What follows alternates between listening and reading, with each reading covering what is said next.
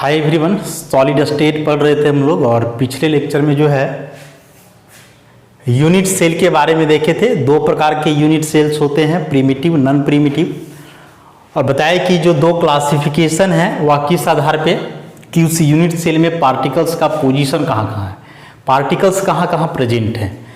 तो बतलाए थे उसमें कि यदि पार्टिकल्स केवल कॉर्नर्स पे है तो वह प्रिमिटिव यूनिट सेल, और यदि पार्टिकल्स कॉर्नर के अलावे कहीं और हैं, कहीं और मतलब फेस में, बॉडी में, तो फिर वैसे यूनिट सेल को हम लोग नॉन प्रिमिटिव यूनिट सेल बोलते हैं। अब आज हम लोग देखेंगे कि जो प्रिमिटिव यूनिट सेल्स हैं 7 प्रकार के, cubic, tetragonal, orthorhombic, monoclinic, hexagonal, rhombohedral और ट्राइक्लिनिक, यह क्लासिफिकेशन किस आधार पे है? प्रिमिटिव और नॉन प्रिमिटिव तो हम लोग समझ गए, ई है पार्टिकल के पोजीशन के आधार पे। अब ई सब क्लासिफिकेशन किस आधार पे है? तो ई जो क्लासिफिकेशन है 7, ई है एज लेंथ और जो एंगल है, edge length A B C से जिसको रिप्रेजेंट कर रहे हैं, और ये एंगल अल्फा बीटा गामा। तो इसके आधार पे जो है ये 7 क्लासिफिकेशन है, cubic, tetragonal, orthorhombic, monoclinic, hexagonal, rhombohedral और ट्राइक्लिनिक।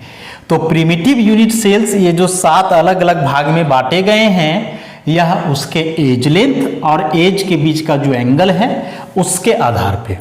और नॉन प्रिमिटिव का जो 3 क्लासिफिकेशन है, यह 3 क्लासिफिकेशन है पार्टिकल के पोजीशन के आधार पे।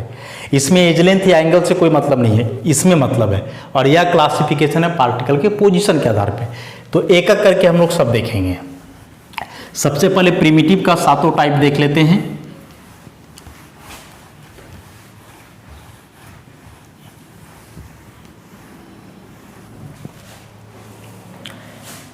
तो इसमें से सबसे पहला आ गया क्यूबिक यूनिट सेल। तो क्यूबिक यूनिट सेल वैसे यूनिट सेल को बोलेंगे जिसमें ए, बी और सी तीनों बराबर, माने सारे एज लेंथ आपस में इक्वल हों, और जो एंगल है अल्फा बीटा गामा ये सभी आपस में 90 डिग्री हो। एग्जाम में यहीं से क्वेश्चन आता है, बहुत इंपॉर्टेंट टॉपिक है प्रिमिटिव यूनिट सेल का क्लासिफिकेशन। क्वेश्चन कैसे आएंगे तो लिख देगा कि फॉर या क्यूबिक यूनिट सेल, एक क्यूबिक यूनिट सेल के लिए ऐसा ऐसा 4 ऑप्शन दे देगा कि ए बराबर बी बराबर सी, अल्फा बीटा गामा 90, किसी में हो सकता है नॉट इक्वल कर दे। तो इस डायमेंशन को याद रखना बेहद जरूरी है। फिगर ड्रॉ करना चाहेंगे तो कैसे करेंगे? तो सबसे पहले एक स्क्वायर बनाना है, सारे साइड्स इक्वल होंगे। फिर से एक और स्क्वायर बनाना है, और इस प्रकार से बनाना है कि सारे साइड्स आपस में क्या हों, इक्वल। तो उसके लिए क्या करना है हम लोगों को कि ई जितना है इसका लंबाई, तो देखो इसको यदि हम लोग बी माने और ई सी माने तो ये बी और सी दोनों तो आपस में इक्वल हो जाएंगे। बच्चा ए, तो ए को बी सी के बराबर करना है, तो ए तो इस डायरेक्शन में होता था ना, देखो ऐसे हम लोग लेते थे, ई ऐसे, तो ई था ए, बी और सी, तो बी और सी तो यहाँ इक्वल है ही। इस ए को इसके बराबर करना है, तो क्या करोगे कि जितना लंबाई यहाँ से यहाँ तक का है उतना ही लंबाई तुमको इधर भी लेना पड़ेगा। स्केल से मेजर करके बनाओगे, और वही लंबाई यहाँ से यहाँ तक का होगा। अब ऐसा लेकर के जो है सो बना देना है एक स्क्वायर। तो इसको यहाँ से मिला दो, यहाँ मिल जाएगा।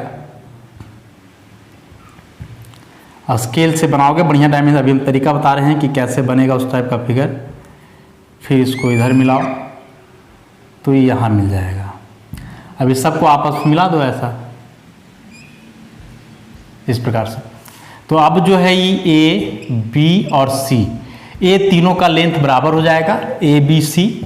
एंगल, तो ई angle alpha, this one is beta and this one is gamma, ये सभी 90 डिग्री होंगे। 90 डिग्री होना भी चाहिए। कैसे होगा 90 डिग्री? तो देखो ये जो बी और सी है, ये तो ऐसे है ना, तो ऐसे है तो यहाँ तो 90 डिग्री बनेगा ही। अभी जो ए है तो हम क्या बोले कि ए इस प्रकार से है, ऐसे इस पर परपेंडिकुलर, तो ये यदि ऐसे है तो ई वाला एंगल हम लोग का कहलाएगा बीटा, तो ई भी 90 होगा।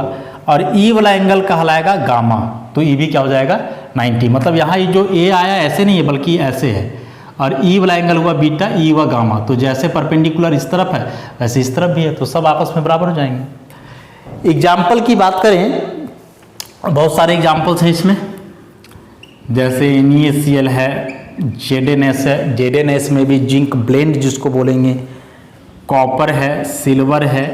तो इस प्रकार के जो सब्सटेंस हैं उनका arrangement cubic unit cell type का होता है। मतलब इसमें जो पार्टिकल्स अरेंज है यूनिट सेल में, उस यूनिट सेल का सारे एज आपस में इक्वल है, एंगल सब कितना है 90 डिग्री।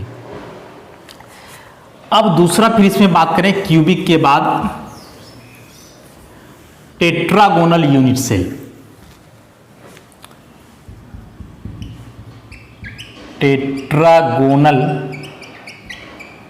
यूनिट सेल, इसमें क्या है कि A और B इक्वल होगा, C इक्वल नहीं है, एंगल सभी आपस में इक्वल और 90 degree. A equal B but not equal to C and alpha beta gamma all are 90 degree. तो इसको कैसे बनाएंगे? इसमें A और B को जो है बराबर रखना है, C को बराबर नहीं रखना है। तो क्या करें? A और B को बराबर रखना है तो उस हिसाब से पहले एक परफेक्ट स्क्वायर बनाओ, जिसमें A और B बराबर हो जाए। वो A B C हम लोग किसी को भी मान सकते हैं। वहाँ जो 3 एक्सिस लिए थे x y z, किसी भी डायरेक्शन में लिया जा सकता है।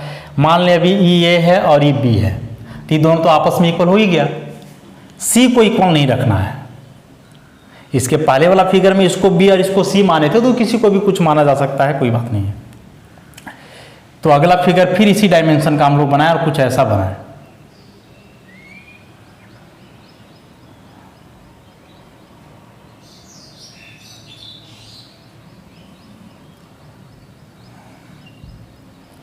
इसको यहाँ से मिला दो, इसको यहाँ से मिलाओ, यहाँ से और यहाँ से। तो इसको हम लोग A माने थे, ये B माने थे और ये C है। तो इस A और B का तो लंबाई बराबर जाएगा, क्योंकि यह एक शुरू में स्क्वायर ड्रॉ किए थे। और E जो लेंथ है, देखो अभी C जो है ये दोनों के बराबर नहीं है, देख रहे हो छोटा है ये दोनों से, तो ये डायमेंशन हो जाएगा। एंगल अभी भी सब 90 होगा, ये दोनों परपेंडिकुलर है, ये वाला लाइन भी ऐसे परपेंडिकुलर है, तो एंगल सभी 90 डिग्री होंगे, लेकिन साइड का अरेंजमेंट में थोड़ा यहाँ अंतर हो गया। एग्जाम्पल बात करें तो व्हाइट टीन या फिर SnO2, स्टैनिक ऑक्साइड बोलेंगे इसको, या कैल्शियम सल्फेट। तो ये सभी जो क्रिस्टल्स हैं उनका अरेंजमेंट टेट्रागोनल होता है। मतलब ये सभी क्रिस्टल्स में जो यूनिट सेल होंगे उसमें AB बराबर होगा, C का लेंथ अलग, लेकिन एंगल सब कितना होगा 90 डिग्री। अब हम लोग आते हैं अगला कैटेगरी, तीसरा नंबर, ऑर्थोरोम्बिक यूनिट सेल। इसमें क्या है, A B C तीनों आपस में अनइक्वल हैं, लेकिन एंगल अभी भी सारे 90 डिग्री हैं। अल्फा बीटा गामा सब आपस में 90 डिग्री। तो एज लेंथ सब अलग अलग, लेकिन एंगल अभी भी सबके बीच कितना है 90 डिग्री है।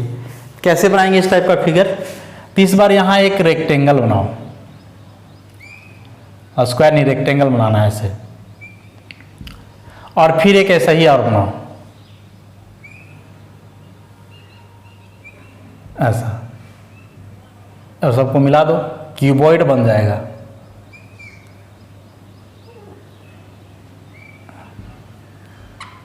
ऐसा, इसको हम लोग A मानते आ रहे थे, इसको B मानते आ रहे थे, C मानते आ रहे हैं। B और C तो शुरू से ही अनइक्वल है, क्योंकि यह एक रेक्टेंगल है, तो रेक्टेंगल में सारे साइड्स तो इक्वल होते नहीं हैं। और ये बचा A, तो A भी देखो B और C से अलग नजर आ रहा है, सबसे छोटा है। तो इस केस में तीनों साइड जो है अलग हो जाएगा। एंगल अभी भी 90 डिग्री है, क्योंकि सारे लाइन एक दूसरे पे क्या है परपेंडिकुलर है। ऐसा, तो ये हो गया ऑर्थोरोम्बिक। एग्जाम्पल इसके भी बहुत सारे हैं, जैसे रोम्बिक सल्फर। सल्फर दो कैटेगरी का होता है, तो एक रोम्बिक सल्फर, इसका नाम इसलिए है क्योंकि अरेंजमेंट इसमें ऑर्थोरोम्बिक होता है। पोटासियम नाइट्रेट, लेड कार्बोनेट, तो ये सभी जो क्रिस्टल्स हैं इनका अरेंजमेंट ऑर्थोरोम्बिक होता है। इसके बाद हम लोग आते हैं मोनोक्लिनिक यूनिट सेल, अगला कैटेगरी जो है 4th नंबर में monoclinic unit cell. Monoclinic unit cell का डायमेंशन क्या है? तो इसमें ए बी सी एक भी इक्वल नहीं है आपस में, एंगल में अल्फा और gamma 90 degree and beta not equal to 90 degree. कैसे बनाएंगे फिगर? इस डायमेंशन को याद रखना है। एग्जामिनेशन पॉइंट ऑफ व्यू से फिगर जरा सा भी इंपॉर्टेंट नहीं है, फिगर नहीं आएगा, लेकिन बनाने का एक तरीका बता दे रहे हैं कि कैसे फिगर बन सकता है। एग्जामिनेशन पॉइंट ऑफ व्यू से फिगर इंपॉर्टेंट नहीं है, बस डायमेंशन याद रखोगे कि मोनोक्लिनिक यूनिट सेल है तो इसका क्या डायमेंशन होता है। तो ए बी सी कोई भी इक्वल नहीं है, अल्फा गामा 90 लेकिन बीटा 90 डिग्री नहीं होता है। कैसे बनाएंगे जरा देखोगे। एक लाइन खींच लें हम लोग, लेकिन लाइन को थोड़ा सा तिरछा खींचना है, मतलब ऐसे स्ट्रेट नहीं है, थोड़ा सा एक ही जो लाइन हुआ एकदम स्ट्रेट, तो ऐसे नहीं, इसको थोड़ा सा इधर झुका दिया गया है ऐसे। और इस मेजरमेंट का जो है एक रेक्टेंगल बनाओ, मतलब थोड़ा सा इधर लाइन को झुकाओ तो थोड़ा सा नीचे भी झुकाओ ऐसे। ये लाइन सीधा खींचते तो ऐसे जाता ना दिस वन, लेकिन इसको थोड़ा सा नीचे को झुका दिए हैं। उसी प्रकार से ये वाला लाइन सीधा ऐसे जाता तो इसको थोड़ा सा नीचे झुका दिए हैं, हल्का सा तिरछा कर देना है और फिर इसको यहाँ से यहाँ मिला दो। रेक्टेंगुलर टाइप का ही है।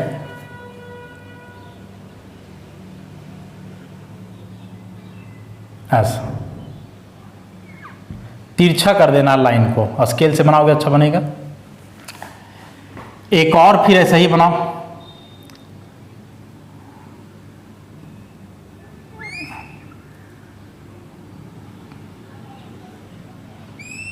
ऐसा, और इसको मिला दो।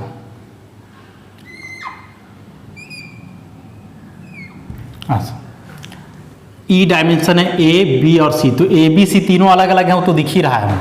एंगल वाला बात कैसे समझेंगे जरा सो देखो। अल्फा और गामा है इसमें 90 डिग्री, तो अल्फा और गामा 90 मतलब ई वाला एंगल 90 होगा, ई 90 होगा, ई 90 नहीं रहेगा।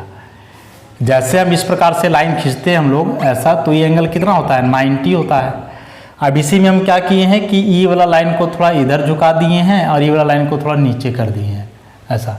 तो ई वाला एंगल तो अभी भी 90 रहा ना, क्योंकि ई इधर झुका तो ई नीचे आया है, 90 रहा, तो ई एंगल तो 90 होगा ही। लेकिन अब जो यहाँ से परपेंडिकुलर हम लोग खींचे थे, तो ई वाला एंगल जो 90 होता था वो नहीं होगा, क्योंकि इस लाइन को हम लोग कर दिए हैं टेढ़ा। गामा लेकिन इसमें कितना हो जाएगा? 90 डिग्री। तो ई 90 ई जो है सो 90 नहीं होगा। और चूंकि यह एक प्रिमिटिव यूनिट सेल है तो पार्टिकल्स केवल कहाँ रहेंगे? कॉर्नर्स पे ऐसा। फिगर इंपॉर्टेंट नहीं है, बस डायमेंशन याद रखोगे। अगला आता है इसमें हेक्सागोनल यूनिट सेल 5 नंबर में। तो हेक्सागोनल यूनिट सेल मतलब इसमें बनना है अब हेक्सागोन। हेक्सागोन इसमें बनेगा, तो हेक्सागोन बनाते हैं हम लोग।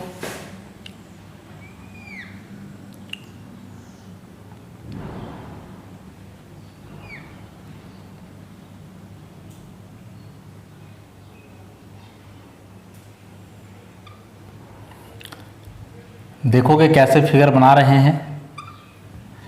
देखो ई जो पॉइंट है, इससे यदि एक सीधा लाइन नीचे खींचोगे तो ई वाला पॉइंट नहीं मिलेगा, ये थोड़ा लेफ्ट साइड में है।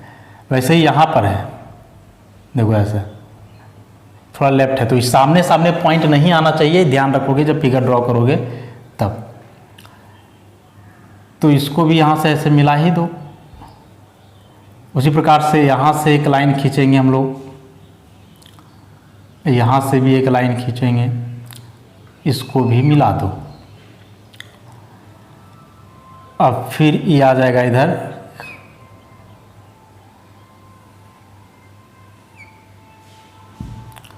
अब इसको यहाँ से मिला नीचे, इसको यहाँ से मिला दो नीचे,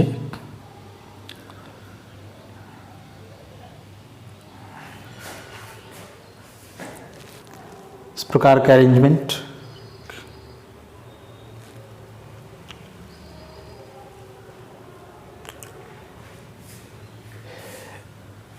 या फिर इसको यहाँ से ना मिला करके हम लोग थोड़ा सा इसमें मिस्टेक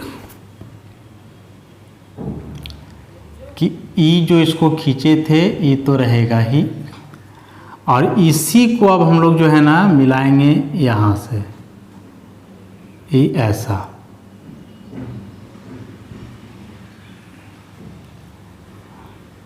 नीचे की ओर नहीं जाना है, यहीं से मिलाना है। और फिर इसको यहाँ से इधर मिला दो और ये आ जाएगा यहाँ, ऐसा। इस पर ऐसे बनाना है इसको। इसमें से दो प्रकार का लाइन हम दिखाएं, एक ऐसे बोल्ड लाइन है और दूसरा जो है सब डॉटेड लाइन है। ये भी यहाँ बोल्ड लाइन ही होगा,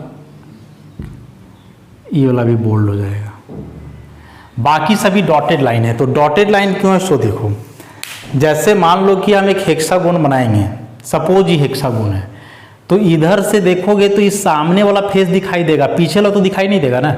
तो जो पीछे वाला पोर्शन दिखाई नहीं देगा उसी को हम रिप्रेजेंट कर रहे हैं यहाँ डॉटेड से। बढ़िया से इमेजिन करोगे तो ये फ्रंट पोर्शन है और ये जो है डॉटेड वाला वो बैक पोर्शन है। अभी हेक्सागोनल यूनिट सेल का क्या डायमेंशन होता है, तो इसमें ए बी बराबर सी अलग, अल्फा बीटा 90 डिग्री और गामा 120 डिग्री, यही डायमेंशन है, इसको याद रख। अब यहाँ डायमेंशन हम लोग दें तो इसको मान लो ए, इसको मान लो बी और इसको मान लो सी। तो ए और बी इसका लेंथ इक्वल होना चाहिए, सी जो है अलग लेंथ का रहेगा। कॉपी में स्केल से बनाओगे तो बनेगा। साथ ही साथ एक हेक्सागोन यदि देखोगे ना, जैसे पेंसिल जो होता है ऐसे सिलिंड्रिकल हेक्सागोनल टाइप का, तो देखोगे कि इसका ऊपर वाला पोर्शन जो होता है ना, यहाँ भी थोड़ा सा ऊपर में निकला हुआ रहता है, कॉर्नर टाइप का उठा हुआ रहता है ऊपर में फेस पे, मतलब यहाँ देखो दिस, वैसे यहाँ भी होगा। तो इसको हम लोग फिर मिलाते हैं, इस कॉर्नर से यहाँ मिला दो और इस कॉर्नर से यहाँ, वैसे ही इसको इस कॉर्नर से यहाँ मिला और इसको यहाँ, और ये दोनों जो है आमने सामने होंगे। मैंने पार्टीशन अलग अलग बनाया जा रहा है। ये सभी पार्टिकल्स हुए, कॉर्नर्स ऑक्यूपाई करेंगे, सॉरी यहाँ पे होगा ऐसा। तो इस प्रकार से हम लोग फॉर्मेशन करते हैं हेक्सागोनल यूनिट सेल का। डायमेंशन याद रखना है हेक्सागोनल यूनिट सेल का। एग्जाम्पल में जैसे ग्रेफाइट है, एग्जाम्पल की बात करें, graphite, zinc oxide, cadmium sulphide, Z N S यहाँ भी है, लेकिन इस जेडेनएस का अलग नाम है, इसको हम लोग बोलते हैं उडजाइट। अब इसके पहले जो बनाए थे जेडेनएस लिखे थे वह था जिंक ब्लेंड, अलग अलग अरेंजमेंट है। उसके बाद अब आते हैं हम लोग रोम्बोहेड्रल यूनिट सेल। रोम्बोहेड्रल,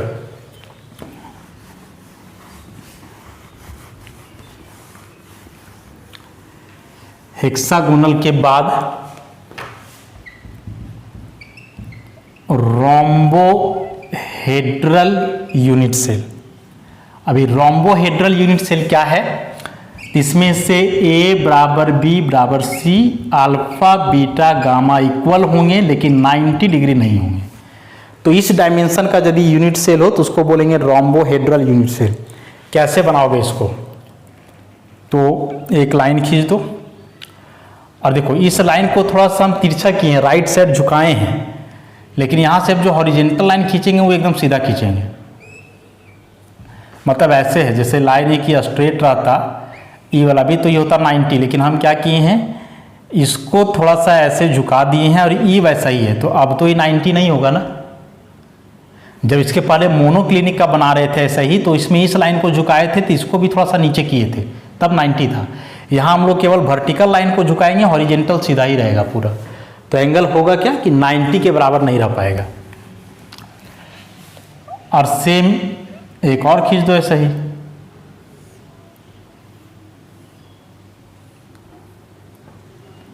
मिला दो इसको, यहाँ से मिल जाएगा, यहाँ से मिलेगा, यहाँ से और यहाँ से।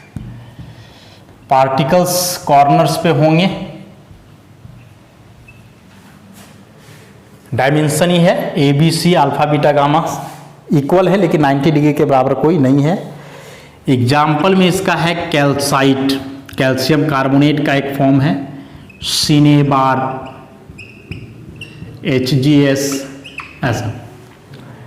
और एक लास्ट अब इसमें बचता है ट्राइक्लिनिक यूनिट सेल। ट्राइक्लिनिक जो है सबसे अनसिमेट्रिकल है, ए बी सी सब अनइक्वल, अल्फा बीटा गामा भी अनइक्वल, और कोई भी 90 डिग्री के बराबर नहीं। चूंकि इसमें कोई डायमेंशन इक्वल नहीं है, तो इस फिगर को जैसे चाहो वैसे बना सकते हो, जैसे चाहें हम लोग। इसमें से कुछ नहीं सोचना, लाइन को टेढ़ा रखो, बड़ा रखो, छोटा रखो, कोई मतलब नहीं है। बस इसमें ध्यान रहे कि कुछ बराबर ना हो जाए, अनइक्वल बनाना है जैसे भी है। पार्टिकल्स यहाँ भी केवल होंगे कॉर्नर्स पे ऐसा। और एग्जाम्पल की बात करें ट्राइक्लिनिक के लिए, तो बोरिक एसिड है, पोटासियम डाइक्रोमेट है, K2Cr2O7 H3BO3 ऐसा। तो ये सभी क्रिस्टल्स का अरेंजमेंट होता है ट्राइक्लिनिक। तो ये जो 7 अरेंजमेंट पढ़े, सातों का डायमेंशन याद रखोगे, वही केवल इंपॉर्टेंट है, ध्यान रखना है। इसमें 7 बताए तो किसमें डायमेंशन क्या होता है, बस इसको याद रख लेना है। फिगर भी इंपॉर्टेंट नहीं है, एग्जाम्पल भी इस लेवल के लिए तो इंपॉर्टेंट नहीं है, लेकिन आईएससी लेवल में जो है इससे क्वेश्चन हमेशा आता है। बोल देगा कि एक रोम्बोहेड्रल यूनिट सेल है, उसका डायमेंशन क्या है, या उल्टा कर देगा, ये डायमेंशन दे देगा, पूछेगा या किस यूनिट सेल के लिए है, 4 ऑप्शन दिया हुआ रहेगा। तो इसको केवल रट लेना है, फिगर या एग्जाम्पल नहीं भी याद करो अभी तो चलेगा। तो ये जो 7 क्लासिफिकेशन हुए प्रिमिटिव यूनिट सेल के, सारे यूनिट सेल में पार्टिकल्स केवल कॉर्नर्स पे रहेंगे, लेकिन यूनिट सेल का डायमेंशन जो है अलग अलग होगा। अब हम लोग आते हैं नॉन प्रिमिटिव यूनिट सेल में।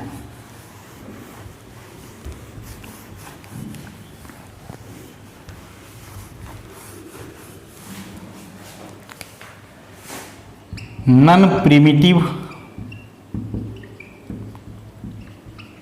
यूनिट सेल्स, या इसी को हम लोग बोलते हैं सेंटर्ड यूनिट सेल्स।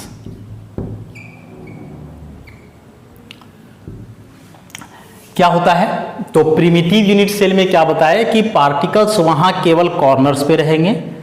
तो नॉन प्रिमिटिव यूनिट सेल क्या होगा कि पार्टिकल्स इसमें कॉर्नर के अलावे यूनिट सेल के कोई और पार्ट में हो सकते हैं। तो कोई और मतलब फेस में हो सकते हैं, बॉडी में हो सकते हैं। तो उस आधार पे इसका 3 क्लासिफिकेशन है, बॉडी सेंटर्ड, फेस सेंटर्ड, और तीसरा कैटेगरी है एंड सेंटर्ड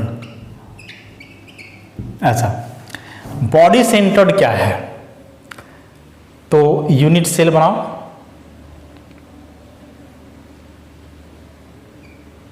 ऐसा। तो पार्टिकल्स कॉर्नर्स पे तो रहेंगे, ये फिक्स है, 8 कॉर्नर्स है तो 8 कॉर्नर्स पे पार्टिकल्स दिखा दो, और एक पार्टिकल इसके बॉडी के सेंटर में होगा, पूरा क्यूब के अंदर जो है बीचों बीच।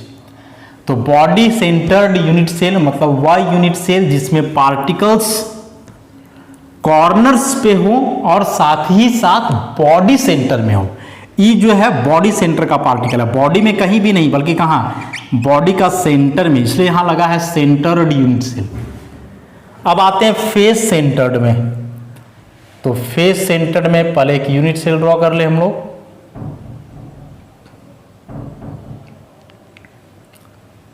ऐसा, इस प्रकार से। कॉर्नर्स पे पार्टिकल्स होंगे ही, कॉर्नर्स पे पार्टिकल्स रहना है ऐसा। कॉर्नर्स के अलावे प्रत्येक फेस का सेंटर में, तो फेस सेंटर के पार्टिकल को कैसे देंगे देखोगे, ई ऊपर वाला फेस का सेंटर, नीचे वाला फेस का सेंटर, राइट साइड फेस, ई लेफ्ट साइड का फेस और सेंटर में दिखाना है। उसके बाद देखो एक ही जो स्क्वायर बन रहा है ना, दिस वन, ये पीछे का फेस है तो इसका सेंटर में एक पार्टिकल, और एक ही जो सामने वाला स्क्वायर बन रहा है ये फ्रंट फेस है, एक इसके सेंटर पे पार्टिकल। तो 6 फेसेस होते हैं, हर एक फेस का सेंटर में पार्टिकल होगा, कॉर्नर पे तो रहेंगे ही। ई ऊपर वाला फेस है, ई नीचे है डॉन, ई राइट साइड वाला फेस है, ई लेफ्ट साइड वाला फेस है, and this one is rear face, पीछे वाला फेस, और ई जो है सामने वाला फेस हुआ फ्रंट फेस ऐसे। तो 6 अलग अलग फेस में, टॉप फेस, डाउन या बॉटम फेस, राइट साइड वाला फेस, लेफ्ट साइड वाला फेस, ये रियर फेस और ये फ्रंट फेस, प्रत्येक फेस के सेंटर पे पार्टिकल होंगे। और एक अगला इसमें बच रहा है एंड सेंटर्ड यूनिट सेल, तो इसमें से भी पहले यूनिट सेल ड्रॉ कर लें। पार्टिकल्स कॉर्नर्स पे तो रहेंगे, कॉर्नर्स पार्टिकल्स को दिखा लो पहले। कॉर्नर के अलावे कोई भी 2 अपोजिट फेसेस का सेंटर्स पे पार्टिकल्स होंगे। यहां था कि हर एक फेस का सेंटर में था, यहां कोई भी 2 अपोजिट फेस, तो अपोजिट फेस में टॉप या बॉटम ले सकते हैं, राइट या लेफ्ट ले सकते हैं, पीछे या आगे वाला फेस ले सकते हैं। तो यहां मान लो एक पार्टिकल टॉप पे दिखा दे तो एक बॉटम वाला में दिखा दो ऐसा। तो यही 3 क्लासिफिकेशन हुए नॉन प्रिमिटिव यूनिट सेल के। तो नॉन प्रिमिटिव यूनिट सेल मतलब वह यूनिट सेल जिसमें पार्टिकल्स कॉर्नर्स पे हों, साथ ही साथ कॉर्नर्स के अलावे कहीं हो। अब कॉर्नर्स के अलावे यदि बॉडी सेंटर में हो तो उसको बॉडी सेंटर्ड यूनिट सेल बोलेंगे। कॉर्नर के अलावे प्रत्येक फेस का सेंटर में हो तो फेस सेंटर्ड यूनिट सेल बोलेंगे। और यदि कॉर्नर्स के अलावे कोई भी 2 अपोजिट फेसेस का सेंटर में हो तो उसको हम लोग बोलेंगे एंड सेंटर्ड यूनिट सेल। तो 7 हुए प्रिमिटिव यूनिट सेल, 3 हुए नॉन प्रिमिटिव यूनिट सेल। अब इस सबको आपस में यदि कंबाइन करोगे तो देखो कितने प्रकार के अरेंजमेंट्स पॉसिबल हैं। तो एक इसमें अब आता है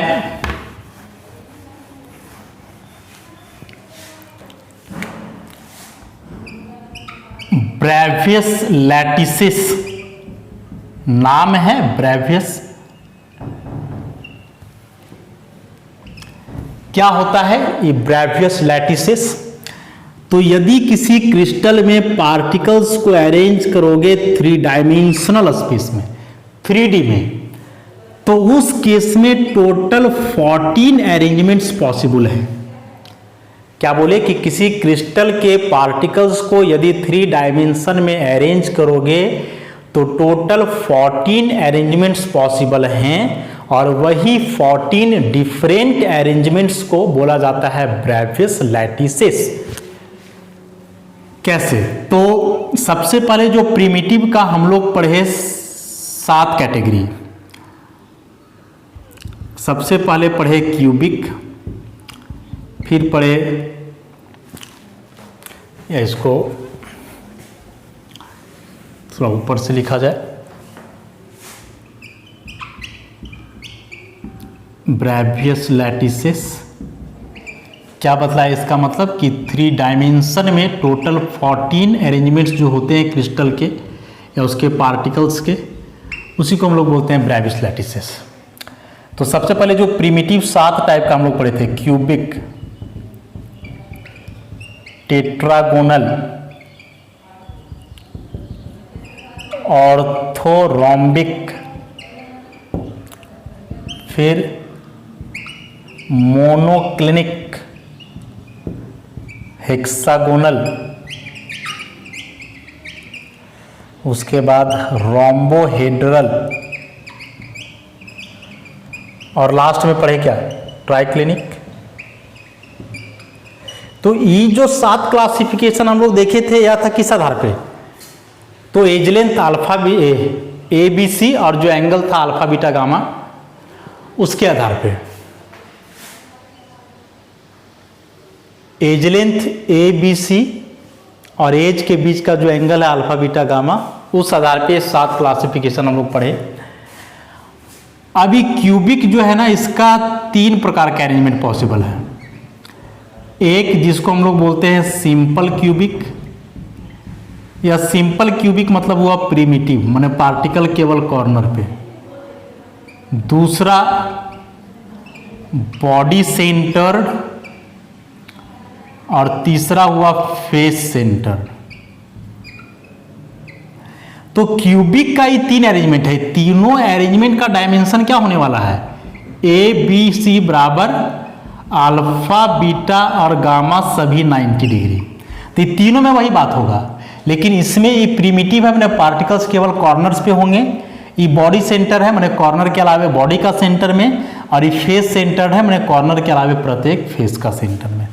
उसी प्रकार से टेट्रागोनल 2 प्रकार का, एक प्रिमिटिव माने पार्टिकल केवल कॉर्नर पे, और दूसरा बॉडी सेंटर्ड, कॉर्नर के अलावे बॉडी का सेंटर में। तो इसको हम लोग बोलेंगे टेट्रागोनल का 2 टाइप।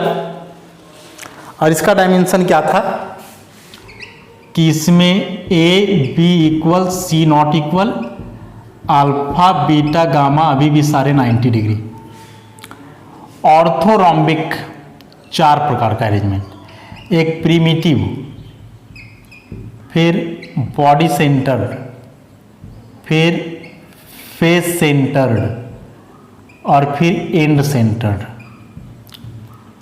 और इसका क्या डायमेंशन था, ए बी सी कोई भी इक्वल नहीं थे, लेकिन अल्फा बीटा गामा सभी इक्वल थे और कितने 90 डिग्री थे। उसी प्रकार से मोनोक्लिनिक है, तो इसका 2 अरेंजमेंट होता है, एक प्रिमिटिव और दूसरा एंड सेंटर्ड होता है। डायमेंशन क्या हो जाएगा, तो ए बी सी कोई भी बराबर नहीं, और एंगल की बात करें तो alpha gamma 90 degree and beta not equal to 90 degree. Hexagonal का एक सिंगल अरेंजमेंट पॉसिबल होता है, केवल प्रिमिटिव। रोम्बोहेड्रल का भी एक ही अरेंजमेंट पॉसिबल है, केवल प्रिमिटिव। और ट्राइक्लिनिक का भी एक ही अरेंजमेंट पॉसिबल है, प्रिमिटिव। डायमेंशन जानते हैं हम लोग, इसमें ए बराबर बी लेकिन सी नहीं बराबर है, और अल्फा बीटा 90 डिग्री है और गामा 120 डिग्री। इसमें आओगे तो ए बी सी सब बराबर, अल्फा बीटा गामा सब बराबर, लेकिन 90 डिग्री के इक्वल नहीं। और लास्ट में जो बचा ट्राइक्लिनिक, उसमें आ जाओ, इसमें तो ये सबसे ज़्यादा अनसिमेट्रिकल हो गया है, कुछ भी बराबर नहीं।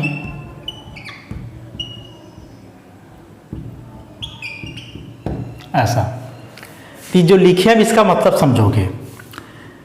क्यूबिक का मतलब हुआ ई डायमेंशन, और इस डायमेंशन में टोटल 3 अरेंजमेंट पॉसिबल है। एक अरेंजमेंट में पार्टिकल केवल कॉर्नर पे होगा, दूसरे में कॉर्नर के अलावे बॉडी सेंटर में, और तीसरा अरेंजमेंट में कॉर्नर के अलावे प्रत्येक फेस सेंटर में। उसी प्रकार से टेट्रागोनल का मतलब हुआ दिस वन, और इसका 2 अरेंजमेंट पॉसिबल, एक में पार्टिकल्स केवल कॉर्नर्स पे और दूसरे में कॉर्नर्स के अलावे बॉडी सेंटर में। उसी प्रकार से ऑर्थोरोम्बिक के 4, मोनोक्लिनिक के 2, हेक्सागोनल में 1, रोम्बोहेड्रल में 1, ट्राइक्लिनिक। तो इस सब को जोड़ोगे तो देखो क्यूबिक का 3 अरेंजमेंट हुआ, टेट्रागोनल का 2, ऑर्थोरोम्बिक का 4, मोनोक्लिनिक का 2, इसका 1, इसका 1, इसका 1, सब जोड़ दो तो 1 2 3 और 2 5 4 9 2 11 और 3 14, टोटल 14 अरेंजमेंट्स आए। और यही 14 अरेंजमेंट्स को हम लोग बोलते हैं ब्रेवियस लैटिसेस। मतलब जितने भी क्रिस्टल्स होते हैं उसमें जो अरेंजमेंट होते हैं पार्टिकल्स के, वह अरेंजमेंट यही 14 में से कोई एक टाइप का हो सकता है। 3 डायमेंशन में यदि अरेंजमेंट हो तब, तो यही जो 14 different types of crystal structures होते हैं, इसी को ब्रेवियस लैटिसेस बोला जाता है। और इसमें से जो मोस्ट कॉमन है वो है क्यूबिक का ही 3 टाइप। इस क्यूबिक का जो 3 टाइप है, कौन कौन सा टाइप हुआ इसमें? एक हुआ सिंपल क्यूबिक सेल, दूसरा बॉडी सेंटर्ड क्यूबिक सेल, तीसरा face centred cubic cell. Cubic word लगा हुआ है तो क्यूबिक का मतलब हो गया this one, A B C equal alpha beta gamma equal और सभी 90 डिग्री। और फिर उसमें अरेंजमेंट कैसा होगा वो लिखा हुआ है उसके पहले। इस सिंपल लिखा हुआ मैंने पार्टिकल्स कॉर्नर पे, बॉडी सेंटर्ड मैंने कॉर्नर के अलावे बॉडी का सेंटर में, और फेस सेंटर्ड मैंने बॉडी कॉर्नर के अलावे प्रत्येक फेस का सेंटर में। शॉर्ट में इसका हम लोग लिखते हैं SCC सिंपल क्यूबिक सेल, ई लिखाता है BCC बॉडी सेंटर्ड क्यूबिक, और ई लिखाता है FCC फेस सेंटर्ड क्यूबिक। तो SCC, BCC, FCC ये 3 जो है मोस्ट कॉमन अरेंजमेंट है क्रिस्टल सिस्टम का। तो इस तरह से काफ़ी डिटेल में हम लोग यूनिट सेल वगैरह को देख लिए। बहुत ज़्यादा इंपॉर्टेंट इसमें रहा ये डायमेंशन को याद करना, इसको याद कर लोगे। बाकी जो है आगे का डिस्कशन हम लोग फिर नेक्स्ट लेक्चर से करते हैं। धन्यवाद।